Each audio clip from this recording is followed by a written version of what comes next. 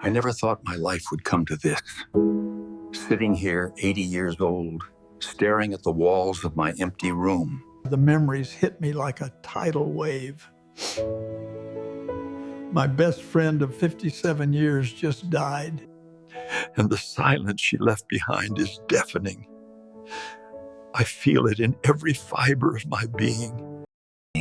The ache of loss, the weight of regret, the gnawing question, did I live my life the right way? But that's not where the story begins. The real story begins decades ago, when I was young, naive, and convinced that life was a simple equation: money, success, happiness. I remember the first time I realized that the world doesn't reward kindness, only results. I had just thrown money at a problem, thinking it would solve everything. And for a while it did. I bought the best clothes, the nicest cars, the tickets to every show. I called it freedom, but really it was a mask, a way to hide the emptiness inside me. They called me lucky. They called me smart. They called me ambitious. And I believed them. But deep down, every time I looked in the mirror, I felt the crack in my soul growing. I wasn't living, I was performing. And that performance had a cost, me. Then came the food. Not just any food, but the kind that became a sanctuary, a shield. When the world felt like it was crashing down, I would sit in the corner of my tiny apartment and eat. I ate until the pain dulled, until the voices of doubt quieted, until I forgot who I was. Food saved me, but it also trapped me. It was a friend that gave comfort, but demanded payment in silence and solitude. I remember the day I almost gave up entirely. It was a rainy Tuesday, the kind where the sky hangs heavy and gray over everything, like the world itself is mourning. I had lost my father, my mentor, my best friend. My anchors were gone. I had no money left, no family, no reason to continue.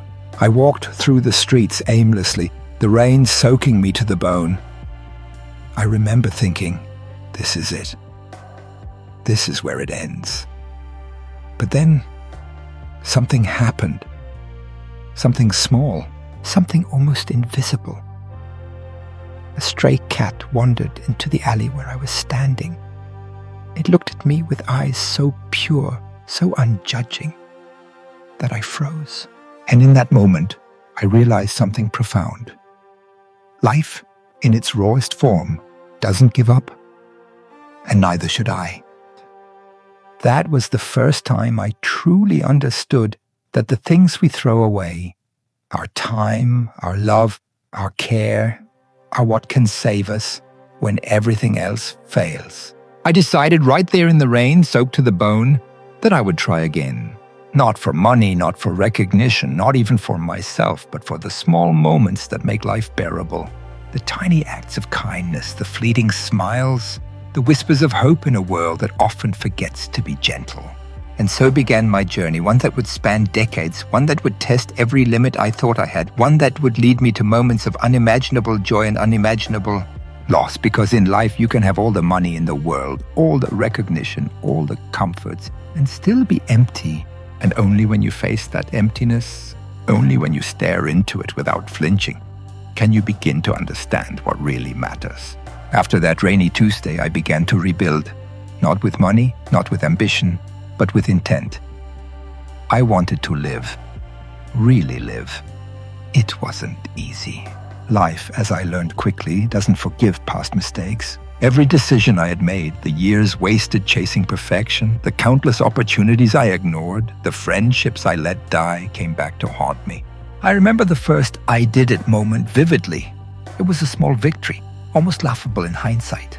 I decided to speak up at a family gathering where I had always stayed silent. My voice shook, my hands trembled. But for the first time in decades, someone listened. And that simple act, that single moment, reminded me that courage isn't loud. Courage is quiet, persistent, and stubborn. Money, which I had once thought was life's ultimate prize, became a tool instead of a goal.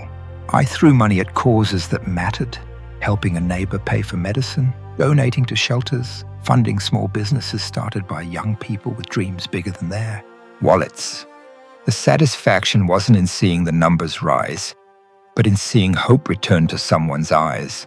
I'd learned that wealth without purpose is hollow, and purpose without action is meaningless.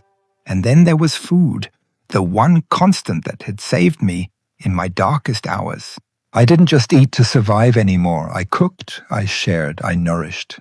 Food became a language of love, a way to connect with people who had no idea of the storms raging inside me. Every meal I prepared was a small victory over the chaos that had once consumed me. But the world wasn't done testing me. Life has a way of piling tragedies on top of one another until you feel buried alive. I lost friends I thought would be by my side forever. Relationships I had neglected crumbled under the weight of time and my own foolish pride. I faced health scares that made me question if I'd live to see my next birthday. Each setback was a blow. Each failure, a reminder of my mortality. Yet, amidst the pain, something remarkable began to happen. I noticed patterns, small, almost imperceptible patterns of resilience, of survival, of strength. I realized that every choice I had made, every mistake, every triumph had led me here. And here, in the midst of chaos, was clarity. I did it. I survived. I thrived not perfectly, not flawlessly, but authentically. Every moment I had feared, every risk I had avoided, every corner I had turned blindly had brought me to a life that, while messy, was mine. And then came the lesson I would carry for the rest of my life. Nothing truly saves you but your own willingness to keep moving forward. Money, food, accomplishments, friends, they are all temporary. They support you, yes, but if you don't face yourself, if you don't fight, if you don't act, nothing else can. Years passed and life continued to test me. I watched the world change around me, friends and loved ones leaving, dreams I once held close slipping through my fingers. By the time I turned 78, I had lived more than most, yet felt like I had seen only fragments of life's full picture. I had thrown money at problems, thinking it would fix everything. I had relied on food to numb the pain and loneliness. I had celebrated victories that in the end felt hollow. And yet, amidst the ruins of my choices, there was a quiet persistence in me that refused to surrender. It was a Tuesday morning, ordinary, unremarkable, yet destined to be unforgettable. I'd woken up feeling heavier than usual. My chest ached, my joints protested, and the weight of years seemed to press down on me like a relentless tide. I almost didn't get out of bed that day. Almost. But something compelled me forward. Maybe it was habit, maybe it was stubbornness, or maybe, just maybe, it was that small, persistent spark inside me that had never gone out. I decided to take a walk. My body protested, but my mind was clear. I walked down streets I'd walked thousands of times, past shops and homes that had witnessed my victories and failures alike. And then, in a quiet alley I had passed many times before, it happened. I stumbled. My body gave way under the weight of exhaustion and age. I fell to the cold, hard pavement. Pain shot through me like lightning. The world spun, the sky blurred, and for a moment I felt the darkness creeping in. And then, in that near-death moment, I remembered. Food had saved me once, yes. Money had helped me, yes. My small victories had built courage, yes. But there was one thing. One single thing that had truly kept me alive all these years. Through every storm, every loss, every moment when I thought I would give up. It wasn't tangible. It couldn't be bought. It couldn't be cooked or earned. It was hope. Hope that tomorrow could be better. Hope that kindness mattered. Hope that my life, no matter how messy or broken, still had meaning. Hope that even when everyone else walked away, I could still stand. And in that instant, as I lay on the pavement, gasping and trembling, I felt it. The quiet, unwavering, unshakable force that had carried me all these years. Hope lifted me, steadied me, and reminded me that life was not over. Not yet, not ever. I pulled myself to my feet, tears mingling with rain and sweat. I looked up at the sky and whispered, "Thank you. Thank you for letting me see the beauty even in pain. Thank you for letting me survive when I had almost given up. Thank you for hope." From that day forward, everything changed.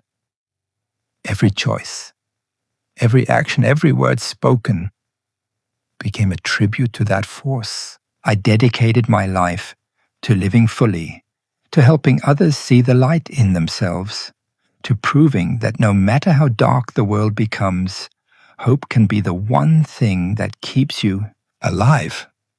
And so here I am, 80 years old, still standing, still breathing, still hoping, because hope saved me. And it can save anyone if they let it.